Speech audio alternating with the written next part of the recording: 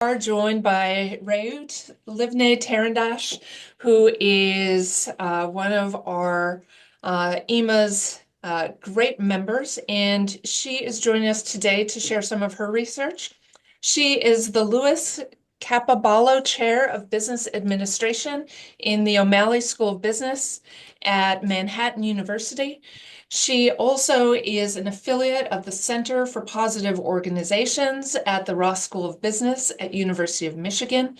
She is a research fellow of the International Humanistic Management Association, and I'm very pleased to say that she is also a University of Louisville Center for Positive Leadership Research Fellow as well.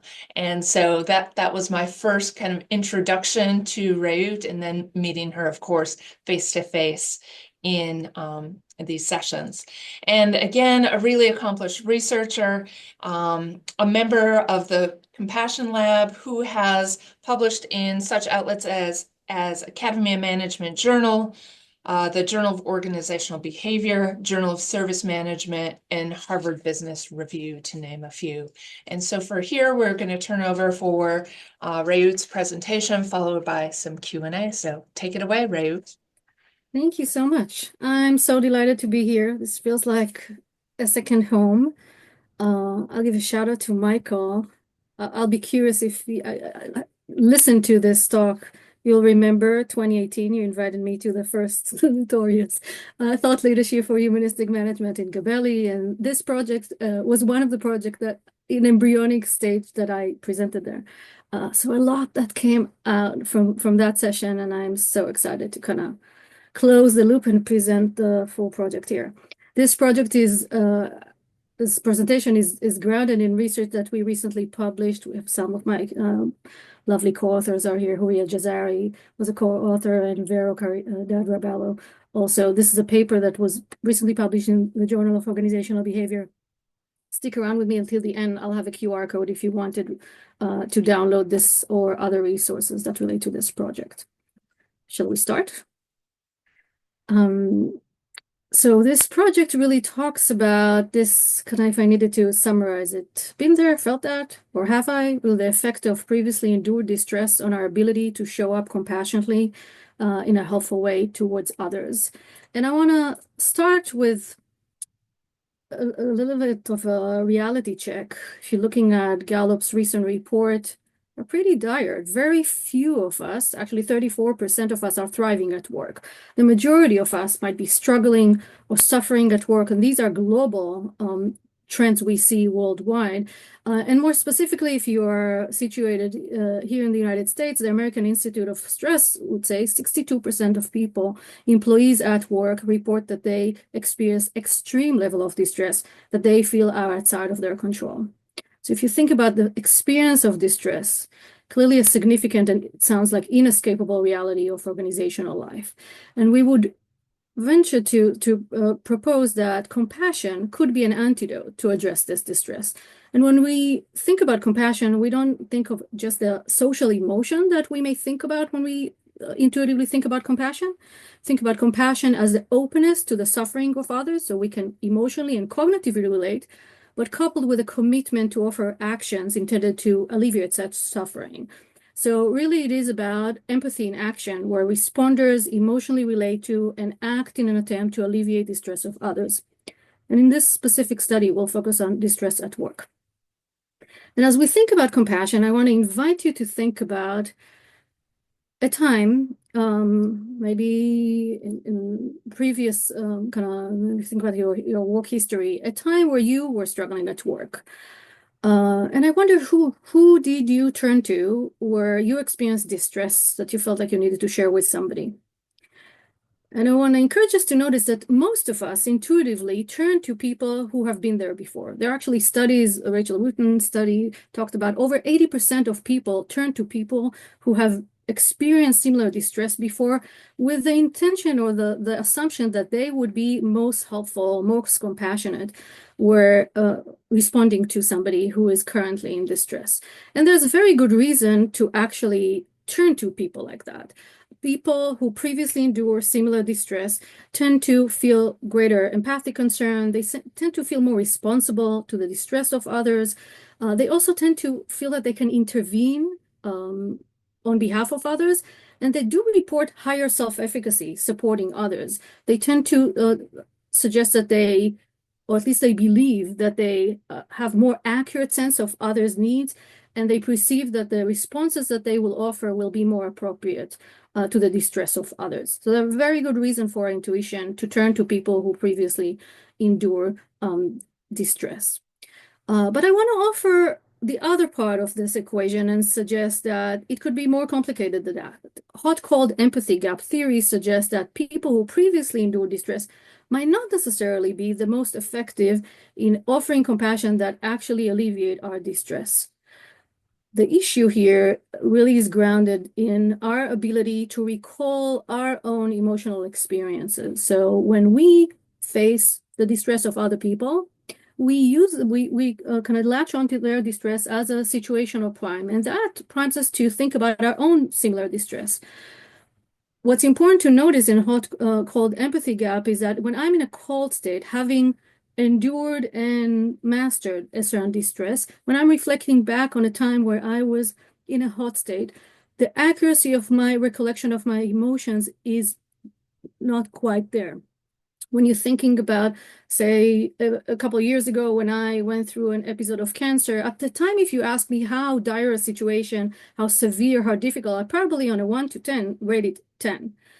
Years have passed. I'm doing okay. I'm feeling much better. Now, when I'm reflecting back on how severe and difficult that distress was, I'll probably rate it a 6 or a 7. Yeah.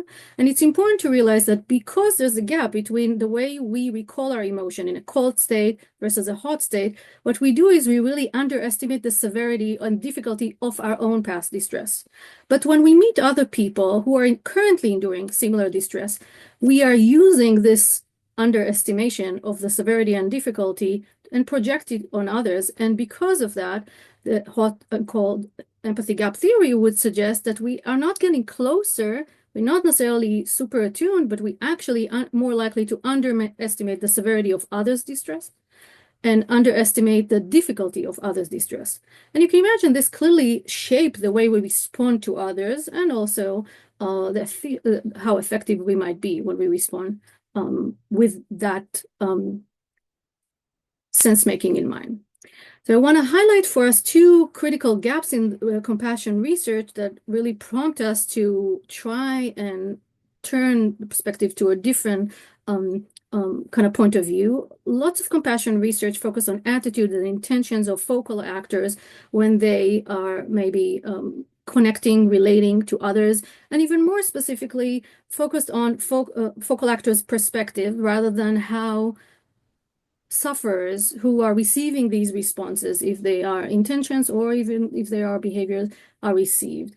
And when we are taking this gap seriously, we may want to acknowledge the fact that compassion is a dance. There are multiple players at play, and maybe it's insufficient to map what focal actors do, and really important to understand how those actions are received by sufferers. And to begin and understand to what extent those behaviors would be pain alleviating or not, and helpful at the moment, we turn to literature on comforting relationships. And here we identify two central aspects that really are helping us see what needs to be done for distress to be alleviated. And we want to talk about two specific elements. One is sufferer-centric.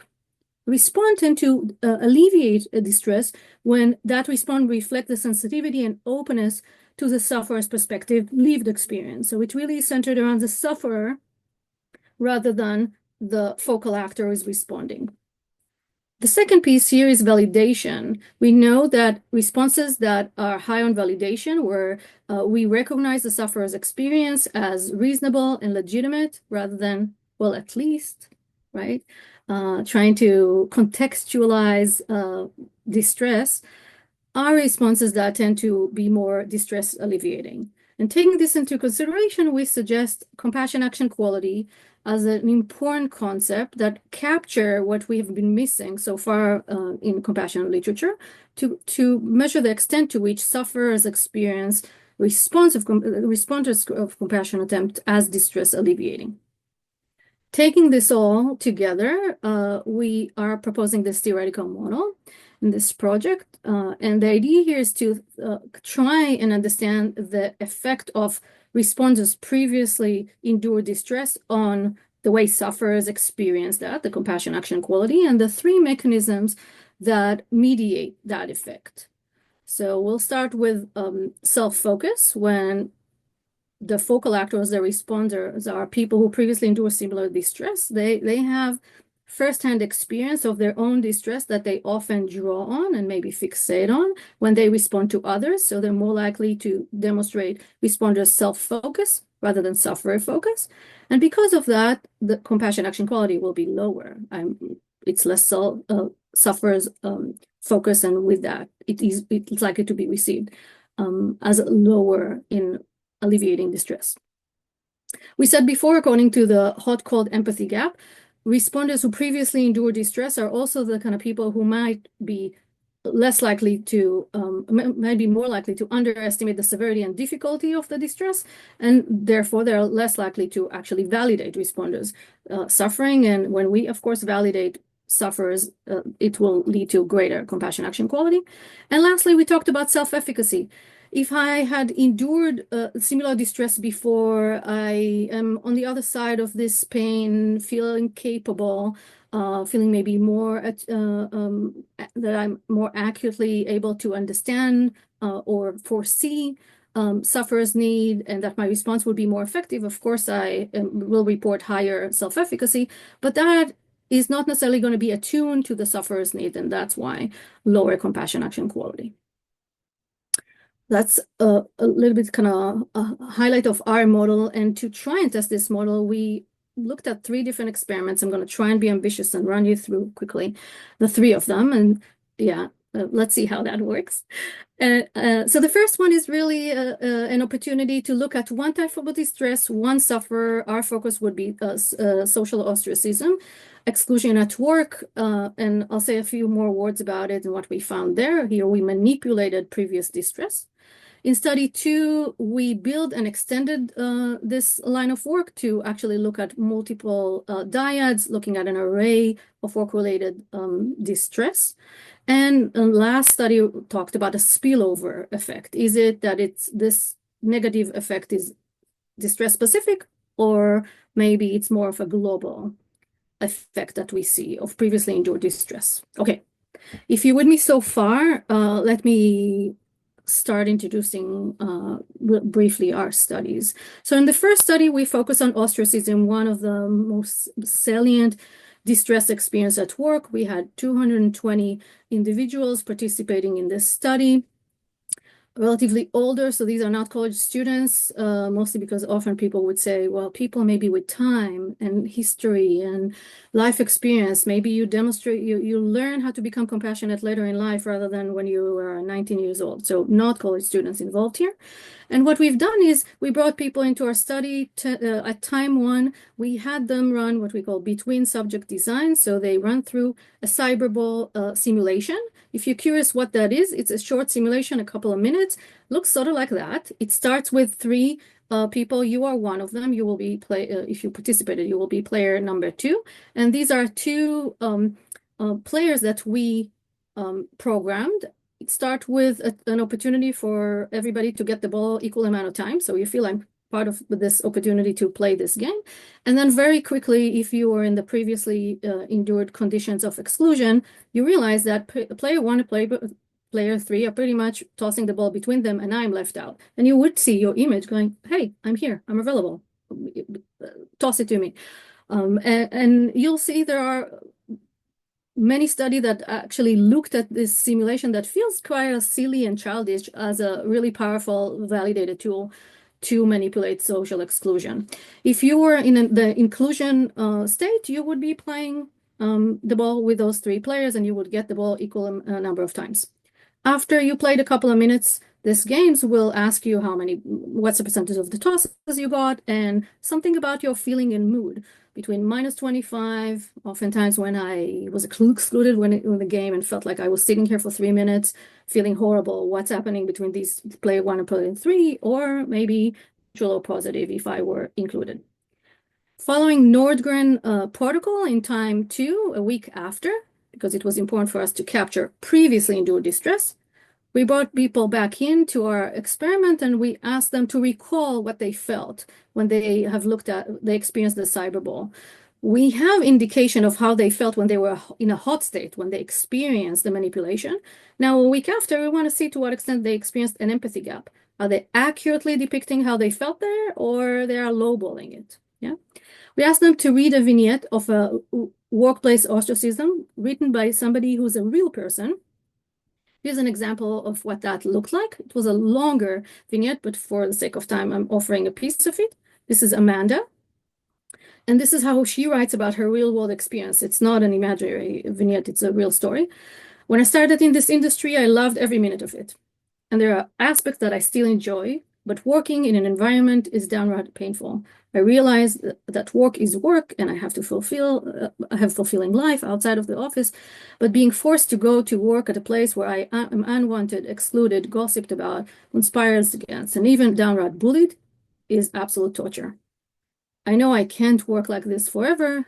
I just don't know what to do. So it ended up with sort of like an open-ended opportunity. And here we invited our people who participated to choose if they want to write to her. If they respond, they were not forced to do that, but many of them, over 90% of them, chose to respond to her.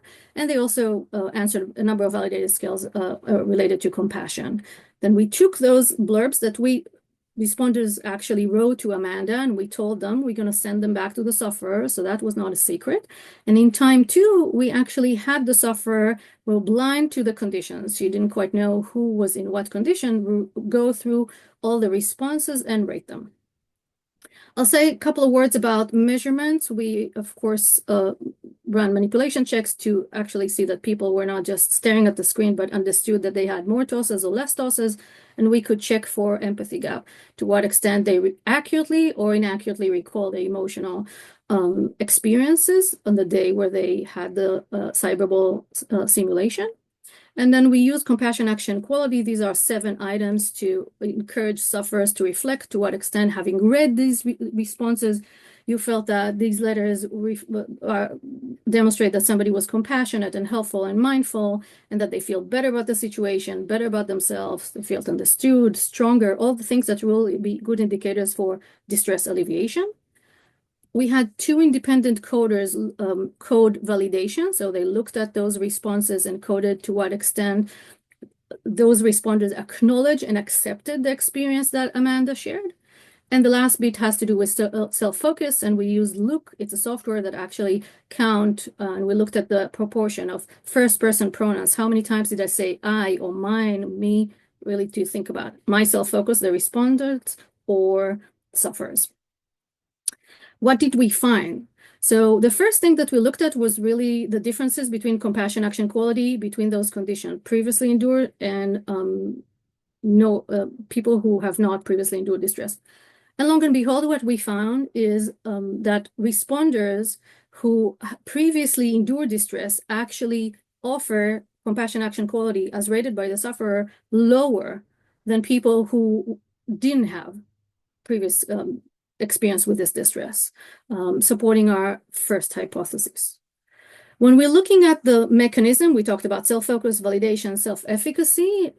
We found interesting pattern. As we predicted, there was significant indirect effect of self-focus. So indeed, people who previously endured distress, so these are the people who went through exclusion experience in our cyberball, they were more self-focused, and if they're more self-focused, they actually are received, or their responses are received as lower of compassion, action, quality.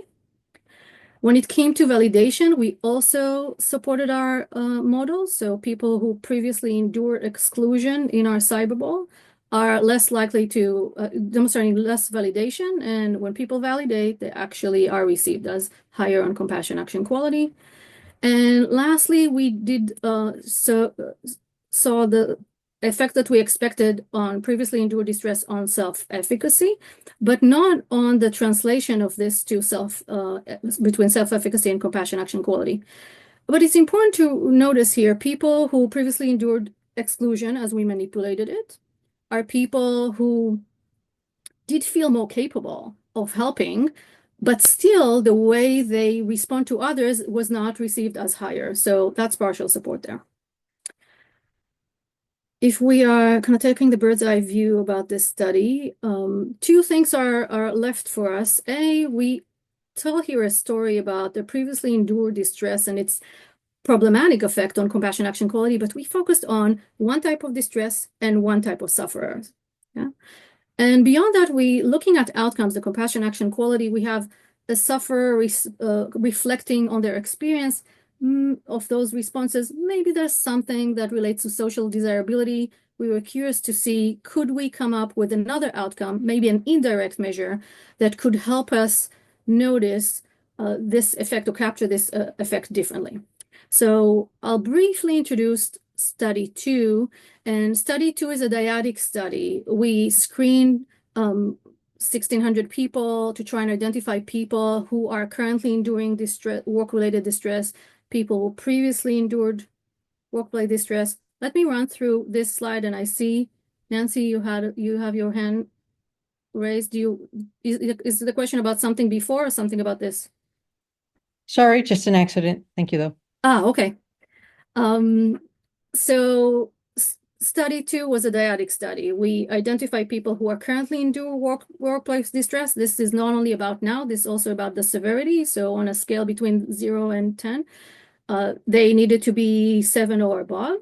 And we could also identify people who said, yeah, these work-related distress, I endured them in the past. They were 7 or more in the past, but now I'm fine. I'm more like a 0, 1, or 2. Or people who said, no, I didn't experience this distress, not in the past and not now. This helped us identify 375 people, and we have some of them are responders that are actually spilled to these two conditions, previously endured and people who don't have experience, and those people who are actually currently enduring. So 183 sufferers who are currently enduring these work distress. And when we paired them, these, again, are not necessarily friends from work or people who have met before. Their interaction is only interaction that we facilitated.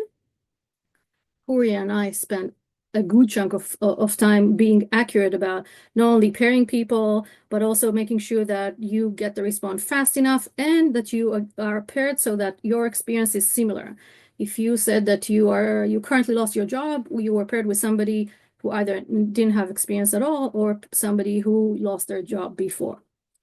And when we run the same analysis, what we found as we're looking at the different mechanism, we found support for self-focus. So people who previously endure a similar distress, looked at an array of work-related distress, were actually more self-focused. And when they were more self-focused, the compassion action quality rated by sufferers were lower. We saw a slightly different pattern for validation in this study. We actually didn't see an effect of previously endured distress on validation, but we did see effect of validation on compassion action quality that worked positively. I'll say maybe a premature note about it here. What we saw in study 1 is we had an array of responses and one sufferer looking at multiple responses rating validation. Here we had something different. We had dyads, and every person who is a sufferer got only one response. So one thing for us as we were trying to make sense of this difference in findings was it might be that the point of reference is different. If I get multiple response, like often I would when I post something online, on Facebook, on LinkedIn, on whatever platform you're using to say, hey, this is happening, can somebody give me advice? If I'm getting multiple responses, I'm probably more likely to rate or assess the difference in quality of those responses. But if I'm getting only one response, maybe my point of reference is not getting any response. So suddenly just getting something is slightly validating. To try and test that, we went back, we asked 2 independent coders blind to the purpose of the study to actually look at the responses, rate them for validation. We reran the analysis, and lo and behold, we did find that when independent coders who looked at multiple responses, rated them, there was indeed a negative significant effect between previously endured distress and validation. Last year, we looked at self-efficacy and saw similar patterns. So people who previously endured distress felt more efficacious. They felt like their actions or their response could be better aligned with alleviating other people's pain. But in fact, we see that that's not true. We don't see that it's leading to a significant negative effect of compassion action quality, but it's not related to it. Ideally, if I have high self-efficacy, it should lead to positive outcome, right? So it's not a mismatch between my intention and how I believe I could be helpful to how that help is received. Yeah, but that's not what we find here. Okay. Another thing to keep in mind here is that we have, when we looked at the dyadic study and also in study 1, we had indication of compassion action quality, and what we used is a direct measure. We asked sufferers to reflect on the responses that they received so they could tell us, was it helpful or not? This was our attempt to try and be clever and looked at indirect measures of compassion action quality. So what we wanted to do is we draw on conservation of resource theory that suggests that in times of crisis, I'm actually conserving my resources, and maybe in a time where I'm less distressed, I'm more generously sharing my resources. So what if we took that seriously and looked at outcomes of responses? So if sufferers received positive responses, chances are their distress is a little lower, they will be more likely to pay it forward and be in a position to actually be willing to share more of their time helping other people who are currently in distress. But if they received a response that they believe is less helpful and didn't quite alleviate their pain, maybe they are conserving the resources and not are willing to spend more time with others, right? Because they need to take care of themselves first. We actually run this analysis and found support for it. So people who received support from people who previously endured distress were actually willing to spend less time, so less likely to pay it forward, to people who are currently enduring distress. But people who received compassion or responses that were attempt for compassion from people who did not have previous experience were actually more likely to pay it forward and offered significantly more time to spend with others. I'm mindful of time, but give me maybe 7 more minutes and I'll do study 3, and then maybe we can open it up. So we were encouraged by study 1 and study 2, and we wanted to make sure that, I'm going to glance over this slide too, is it that there's a spillover effect? If it is the case that previously endured distress is not necessarily just opening our heart, we're going to be more empathic, concerned, feeling more responsible, feeling more inspired to intervene, maybe feel more efficacious. But in practice, we manage to mess it up somehow, right? We're not as attuned. We may be conversational narcissists. We not validating people just as much. Is it that this taints us for anything? Any type of distress? That would be a problematic situation, right? If you're thinking about mobilizing people to be of support. So this last study really focused on the spillover effect. And we used 352 participants and ran a study that is somewhat similar to study 1. We brought people in, had them go through cyberball experience. So we manipulated their social exclusion. Of course, we asked them how many tosses, with the percentage of the tosses, how did you feel on time 1? And then in time 2, a week after, again, following Nordgren protocol, we asked them to reflect back. So in a cold state now, reflect back on your experience of the cyberball. But now we expose them to one of 2 vignettes, either abusive leadership, to try and see whether there's a spillover effect. If you experience social exclusion, is that experience tainting the way you respond to abusive relationship, which is a different distress? Or just to make sure that we can compare apples to apples, we also, some of them exposed to the vignette of the social exclusion. Here's what we find. As we predicted, or as we've seen in study 1, 2, we found that when we look at similar experience, previously endured social exclusion, responding to social exclusion, we actually are less effective. So compassion action quality is lower on those cases when you compare to somebody who's responding to exclusion, having not gone through exclusion themselves. That's not surprising. We find it in study 1 as well. We do find also that there's no spillover. So if I went through exclusion, but now I am faced with a colleague's story that relates to abusive leadership, I'm just as capable and just as effective offering high compassion action quality as somebody who didn't went through any experience. So no spillover effect. And when we looked at the mechanisms, we see again similar patterns. So indirect effect mediated by self-focus. So people who previously endured similar distress are more self-focused, but not people who previously endured different distress, because that distress is not relevant here, right? I'm more likely to avoid fixating on that and centering on your experience as a sufferer. And of course, when I offer a response that is more self-focused, compassion action quality is lower. We see similar experience patterns that we've seen before on validation. If we participants who previously endured similar distress, but not people who experienced previously endured different distress, are more showing lower validation. And when people validate, they actually receive more positively. And lastly, we see the same effect that we expected for self-efficacy. So people who previously endured similar distress, they feel like they have an experience they can draw on and feel capable dealing with that challenge. And again, given what we argue so far, self-efficacy here is actually negatively related to compassion action quality. Mostly because we are maybe overestimating our self-efficacy and less likely to actually be in tune with sufferers' experience and their need. Okay, what does it all mean when you're thinking about theoretical contributions, especially to the field of compassion? We've for a long time focused on focal actors' perspective, what they think, what they feel, how they relate, how they sense make, what actions they're taking. And we want to invite us to notice that compassion is relational. And as an interpersonal relational process, we really need to pay attention to sufferers.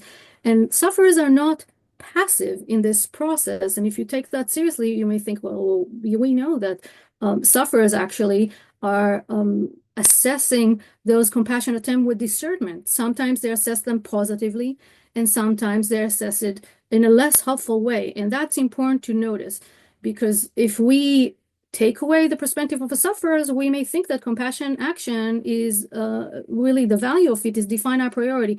But that's not true. The value of compassion action or compassion response is really determined given the recipient interpretation of that action and how it is received. So as we kind of think about moving away, and there are a number of compassion scholars that call us to move away from the overly idealistic view of compassion, here's one attempt to think about how can we capture times where there might be best intention for compassion, but they somehow fall apart and are not received just as positively. I'll say a quick word for practical application. Maybe we can open it up. If you're inspired by this academic research and want to know what more about what this all means, Huri and I wrote an HBR. I'll have a link to it at the end of this presentation if you want to check it out. A couple of things that I want to highlight even before that, if you're thinking about how to best support your employees in distress, well, we'll have at least 2 recipes. Maybe you think critically about focusing on people. Rather than all the times that I'm thinking, well, let me tell you exactly that time where I went through this thing. And if you a person that went through a lot of life, maybe you are hearing in your brain this story, and maybe it's a good reminder to say, well, we actually need to hold back. It's not that insight is not important, but that's not the most helpful right now. And the second piece is really to think about validating people. Don't try and belittle it, try and minimize it to make it something that is easier to deal with. That in itself can be painful, inflaming. So I want to encourage us to notice how important is validating other people. The second piece that for me is probably one of the most important takeaways, practical takeaways from the study, is really thinking about allies. There are so many people in the world that may feel very low self-efficacy, thinking, I can't be helpful. I've never been in that situation. I don't know that I could say anything that will be of value. I'm just gonna either ignore or be silent and not lean in. But our study actually found that these people are the people who are so helpful and actually received very positively because they often would come with an open mind because they're not tainted by their own previous experience and curiosity. They'll be more likely to ask questions because they don't know. And that in itself is a really important invitation to think about how are we awakening allies who and building their self-efficacy who otherwise may choose to disengage from these situations. On the flip side, I'd say maybe we also think about those people who do have firsthand experience and may have an inflated sense of their self-efficacy. There could be an opportunity to think about what kind of training can help us make them more effective in meeting people where they're at when it comes to distress at work and compassion. I know last month we had a brilliant talk. Sophia Towns talked about mindfulness. We know there's good research on mindfulness that talks about how mindfulness training can help us center and be more attuned in the moment. Training like that could be very helpful as we think about helping people detach from their fixation on their own past to actually be more present here. And last that I'll share is maybe there's an opportunity for us to think about, are we offering feedback to people who are offering support? We rarely do. Yeah. I'll stop here. I'm happy to open it up for thoughts, conversation, any way this conversation may go, and I'll later share resources if those are helpful. So, Reut, I want to start by saying, great job, and I want to give you a round of applause. That's fantastic. And yes, if people want to ask questions, you can always raise your hand on Zoom. You can type a question into the chat, or you can unmute yourself and ask that burning question that's on your mind. And I see a couple hands up. Aisha, your hand is up, so do you want to start? Yes, Rio, thank you so much. This was so amazing, so thorough, and very interesting finding and topic. So, my question is, it kind of that's why the paper is probably so interesting because it's a bit counterintuitive, right? So it runs counter to what we probably observe in some way or another in our lives, but not really. So I wonder, how much do you think is specific to the kind of distresses that you have measured and how much it can generalize to all other kinds of stress that may happen, right? Like I'm just thinking lately we were in contact with KKR and they have done this they're running employee ownership programs and they find that leaders with empathy are some of the most effective in helping lift up other employees and become partners of employees who are lower income. And then what they find is that the kind of leaders who does that are the ones who are themselves from low income backgrounds. And so they can the idea is that they can empathize with an employee who is financially not well and they try to lift them up in a way.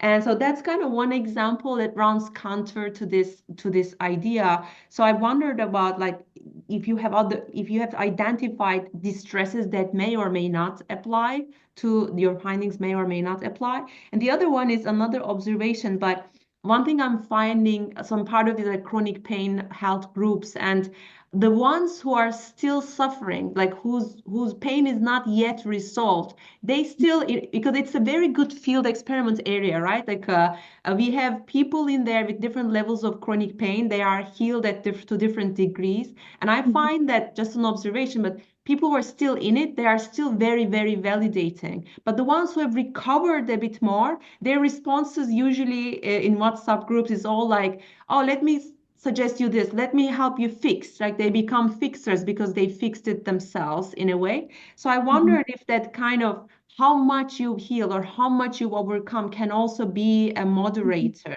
So if you're still a little bit in it, you've suffered something, but you may still be compassionate and effective in your actions. Just these two thoughts. Yeah, awesome. Thank you for these great questions. So I'll start from the back.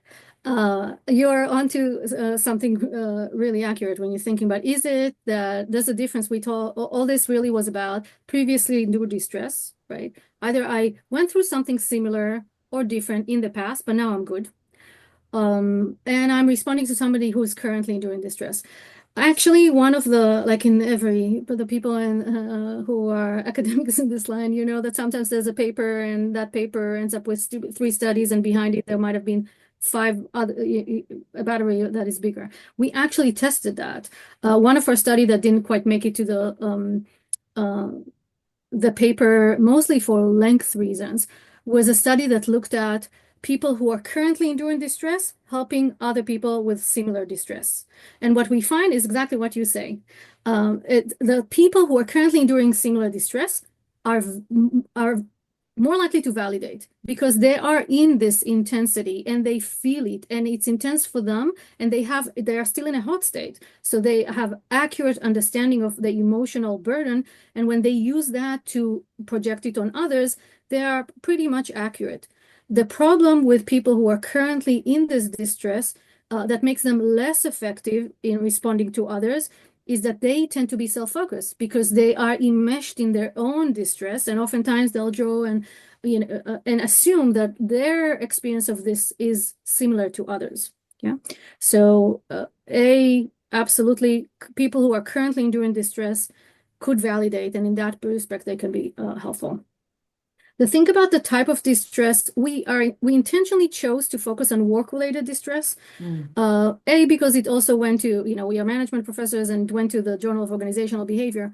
But if I needed to make a judgment call, I'd say we would think that if there's some place that people feel like it's appropriate to actually do something and respond, it probably will be for work-related distress, because you think, listen, this is pain that we caused, right? And by the way, it's not one type of pain, so that was why it was so important for us to do this battery. We looked at social exclusion, abusive leadership. In the dyadic study, we had 10 different types of distress. If you lost a job, if your spouse lost a job, if you were in a position where you were getting suddenly different responsibility, maybe those downsides and now I need to do double the work.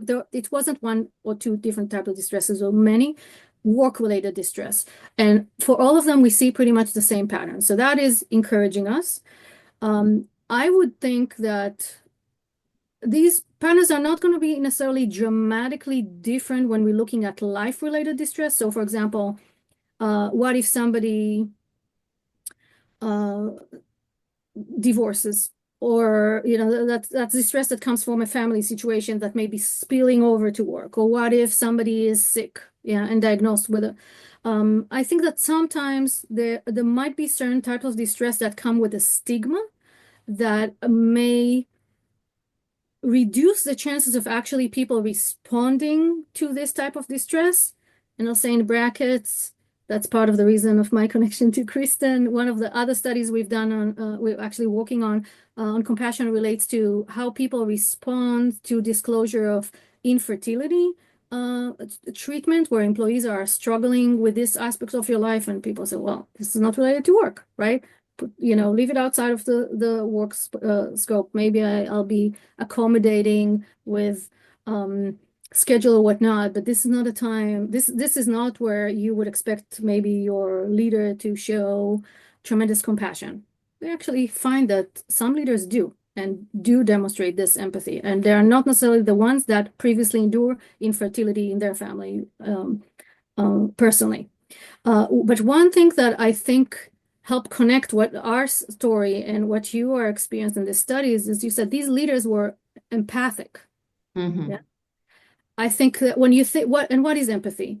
Empathy is when we emotionally and cognitively relate to your experience. I'm in a position to take the perspective of other person. Empathy is not when I'm telling you all about me, right? So it might be that these people have experienced in their past the dire challenges of saying this example that you gave, the social economic situation. But when they show up to other people here, you mentioned they are empathic. And I would assume that if they are empathic, then maybe they are more likely to validate rather than dismiss it as if this is not serious enough situation. Yeah. So I want to tie to this training piece of it, because people who previously have experienced distress doesn't need to be bad people. They don't need to necessarily be judgmental responders. But if they are awakened to the idea that their first-hand experience may not be similar, of course, they're going to be more likely to intervene, like you are saying in your study. But it's important that they intervene in a way that is sufferer focus. Yeah, what it is that these folks may need, maybe people who come from low socioeconomic condition need opportunity to get better access to mentorship and network. And I don't know that they necessarily need more monetary resources as much as they may need more scaffolds to be successful, right? But it's important, that piece of empathy to relate to what they need and not what I assume that they need, as if I'm the paternalistic healer. Yeah, you know Is what's that interesting? Like maybe they need actually less validation, but more solutions, and that's why it works. Mhm. Whereas in your cases, people need more validation and less solutions. So maybe there's a difference in the types of distress that needs those different combinations of those. Which Yeah, maybe thank when it's you. critical to get emotional support, this as opposed to instrumental support that is more needed. Yeah, Mhm. Thank that's you an so much, interesting Reut. question. Marty? Hi. Yeah, I'm on vacation in Southern California from Canada, so I'm not feeling much distress. Uh, I want to just comment on your study, which is really measuring you're manipulating the experience of distress in a very immediate context, and then its effect on its ability to show compassionate, effective behavior. And what strikes me as there's a couple of variables that I'd be curious for you to comment on. Mhm. One is that people who are suffering Mhm. often do not seek out the assistance of people who are coping extremely well. They seek out people who are suffering like they are and have talked about that. And they then share that empathy, but they're not necessarily showing compassionate action until sometimes they form a group and they get together and they actually make an action in the company, not as an individual, but they gain strength from other suffering people. So I thought you could comment on that. And the second one from my organizational consulting here in Canada is that we find if we're running a group with a certain problem area in the workplace, let's say a constant absenteeism or possibly work harassment, if the group is led by someone who has overcome that particular problem Mhm. in their work life through some set of solutions, either inside the company or on their own, when they lead that group of other people who are suffering that kind of behavioral problem, they're more effective because they are trusted. They've been there. And so far, their advice is more trusted than people who have never experienced it. So, those are two other sets of variables that can affect your effectiveness in giving compassionate help. Yeah. Really great comments. I think they're super interesting. The first comment that I have for you about the group, who are we looking towards, especially when it seems to be not a individual problem, but seem to be, this is more of a systemic issue, right? Here in all our examples, we talk about suffering in the moment. It's not necessarily a systemic issue, and I need the social support to carry Yeah. me over to the other side. But yes, when we talk about compassion as an antidote for distress, that is not necessarily in a claim to suggest sometimes what we need to do is push for more proactive change in organization, because there's something systemic that create this injustice and this suffering. And if we just, you know, for lack of a word, cuddle people and give them emotional support, we are still not dealing with the root cause. And apropos I'm willing to admit. My dissertation was actually about organizational change. So we do know from research on change that to be effective, it's actually better to build a coalition and bring people who are glued by this suffering. We do know that there's a reason for, we think about how we organize support groups. Oftentimes we bring people who are sharing the same distress together, not to commiserate together, but because we can validate each other, and there's power in numbers. Absolutely. I do want to make a point to suggest that sometimes it really is overly kind of drifting to every one of us is focused on our own private experience, and we are self-focused, and we're going to be an effective group if we can find a common, right, shared purpose that all of us now are working together to dismantle this injustice in this organization, especially in cases when you think about this, workforce harassment and abusive leadership. The other piece, I think that you're raising a really interesting point about the trust. It is important to think about how helpful people can be. If I don't trust you, of course I'm not sharing with you. I'm not listening to your advice. Maybe I'm withholding certain pieces of my suffering to not bring it here because it feels like it's a dangerous zone.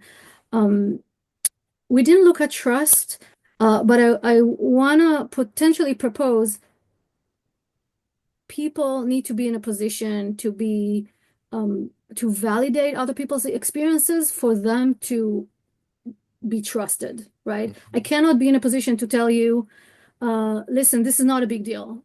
And we had, for example, one of our early studies on this was about responses to people who were undocumented immigrants.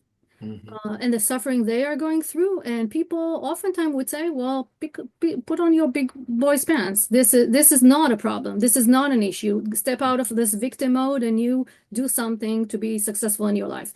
So when I am taking away any sense of validation of your pain, I may be offering you all sorts of instrumental support, but it's not necessarily leading the most effective in the way I meet your distress. Ideally, I can be in a position to build your trust, validate that whatever you're going through is difficult, but the added advantage is people with previous experience can have some ideas about here's the menu of things that I have tried. Maybe it worked for me. I don't know if it worked for you, but maybe there's something that you could also learn from me. It had to be build on validation and my ability to relate to other people, right? Rather than looking like I'm the all-knowing, shoving my truth down your throat. Yeah. Does that resonate? Yeah. I like the discussion on trust. I think that's one of the key intervening variables in all of this ability to provide compassionate action. I'm now really getting excited about this talk, Reut. Thank you so much. So it makes me think how effective and compassionate the support groups are, because they all revolve around, look at me, I've been there, and look at me now. So I would like to know how your research is landing into practice, because all I know here in the Netherlands, where I currently live, the support system is quite opposite to what you are suggesting. The support groups around people who have been there and those who are suffering, they go there because they trust people who have been there and have come out of it. Yeah, so we need to reverse the whole support. Right, Alcoholics Anonymous. Yeah, a lot of support groups are built on the idea that people who previously endured distress would be the most helpful. But I want to encourage us to know. Present. Yeah, and the thing is, there's research that said that they're going to be more empathic. They're going to feel more responsible. They're going to be the people who are more likely to actually volunteer to be part of this group. There are people who are more likely to intervene, apropos Marty's point. Like I'm so upset about this thing that is not working in our organization. I actually want to do something about it, right? They also are experiencing higher self-efficacy. And we saw even here, we replicated that. So they are, for many reasons, are mobilized to show up and participate and be part of the potential solution. But we do see consistently across these 3 studies, and we run 2 more with the same patterns of results, that even though all of these are true, they are still falling short on those other dimensions that are critical for our ability for sufferers to receive this support as pain alleviating. And that's also an opportunity not necessarily to dismantle all of the support system as we know it, but to do, I would say, two things. A, there might be an opportunity to have conversations with people who previously endured distress to awaken them to these dimensions that they may unintentionally lean towards, right? Absolutely. I agree with you, but I'm getting excited about action. Have you tried launching your research internationally? The So Netherlands is. I haven't launched our study internationally, but what I could say is we actually had a pilot run with these insights in mind, supporting first generation college students, because oftentimes we think again with the prism for classic way we build social support. Let's get juniors, seniors who are first generation college students, or maybe people who have already graduated, pair them with people who are first generation college student freshmen. They would be able to give people the more support and emotional support that they can. So we actually run this study in my previous institution. We run it for 2 years and looked to what extent either support group that was built on people who previously are doing the same challenges, or matching them with people who do not have similar experience. So there were not children that were first generation college students. So they came from different backgrounds, and they often would come with different kind of distress. They're not necessarily people who saw the world with no pain in their previous lives. And what we saw is the feedback we received from students, first generation college students, responding to people who were not first gen was more positive. They felt that they were more helpful. They were actually more validating. They felt that they lift them up more than people who were themselves about to graduate as first generation college students. So that is a kind of a tiny opportunity to put the insights from the study into the real world and suggest there are many people who don't have firsthand experience that otherwise would feel it's not my place to be part of the solution. And it really is so encouraging to think about awakening these people and growing their self-efficacy, because we know they are capable intuitively. They're more curious, they ask more questions, they're more likely to be attuned to learn from sufferers in the moment, and eventually their responses can be more effective and received more positively. I'm totally convinced. I just want to help. So I'm happy to Thank connect you you. to the Dutch organization. So if you have my contact details, I'll be happy to take action. Awesome. I'll reach out. I'll reach out. Thank you for offering. Thank you. And Yeah, that is a great way to wrap up the official hour. So we are now at 1 p.m. Again, if we can thank our speaker, Reut, for this lovely presentation.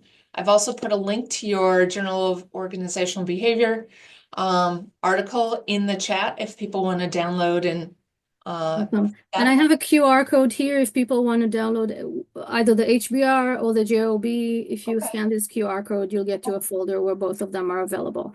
Fantastic. Thank you for hosting this and for the opportunity to engage with this group. I appreciate it.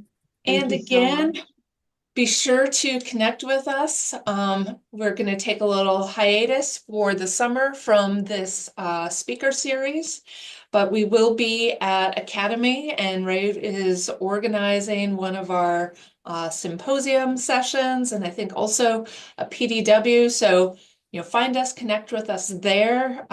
You can also sign up to be part of the pre-conference, which happens the day before the official kickoff for Academy. So I hope that we can all bask in each other's in-person company come the end of July. So thank you again, and thank you, Reut.